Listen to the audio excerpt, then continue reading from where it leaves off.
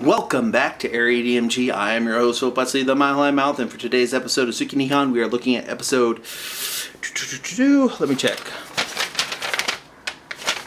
8 of BERSERK 2016.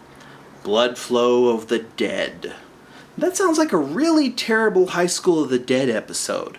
Anywho, this starts out with Lady Farnese being recalled, and she's kind of pissed off about it, and she says that to Serpico. Oh no, I said pissed. This will probably have blocked monetization now. Darn. YouTube. Quit censoring things.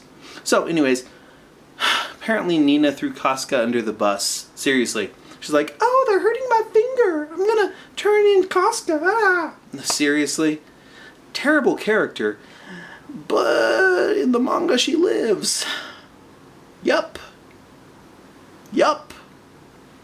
Sometimes I feel like BERSERK is like an anime version of Game of Thrones meets Big Brother type stuff where the worst characters seem to live. Don't get me started on some of these characters. Just ugh. Sometimes you just want them to get theirs. It's like watching, I started watching JoJo's Bizarre Adventure. No, I'm not going to review it here. But, oh my goodness, characters exist in that show just to screw over the other characters. And they're fantastic about it. I love that. It's like, your first kiss was stolen by Dio. I was like, oh God.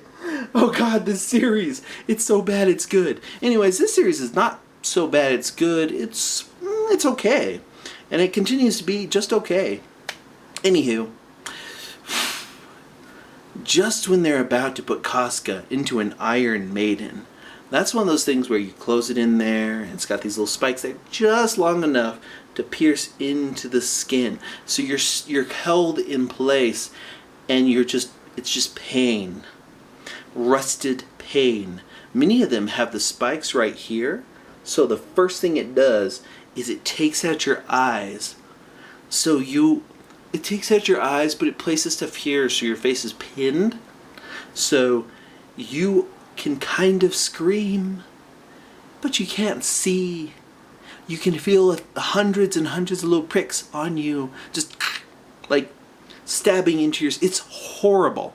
Anyways, they start putting Casca into this, and then suddenly Demon Goo shows up and destroys the or Iron Maiden thing, and this big pink blob type thing starts just devouring the people that are in that chamber and some of the torturers that belong to Mozgus. And then like the little demon child thing shows up. Is that a spoiler? No. It shows up and protects her from the big pink goo.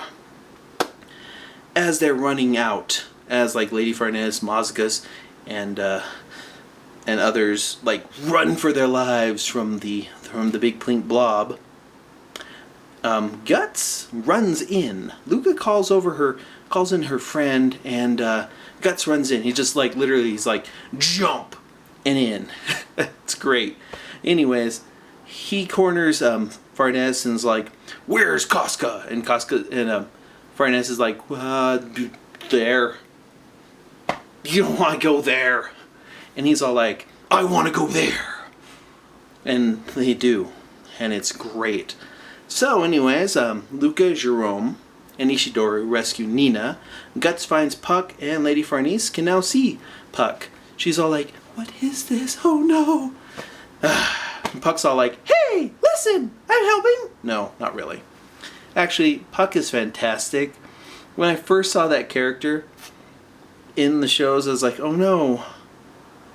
You'd think he'd be terrible, because most of the time these types of characters are terrible, especially if they're done wrong. He's done right, Puck is done right, and Ishidori is done right in the manga, but that doesn't always translate well to an anime, and in this one it does. Character's enjoyable to watch. As long as the English dub is not too squeaky, perfect. Anywho, Mozgus is finally cornered by the pink blob thing that Casca is riding in, and then he's given a witnessing from the egg-shaped apostle, who then retreats into the shadows. And now, with these newfound powers, Mozgus and his torturers are all like, "Mwahaha," and they attack Nina and Luca and Ishidoru and Jerome. They literally like almost force him out there, and we've got Luca, and she's like, "No, I'm gonna fall."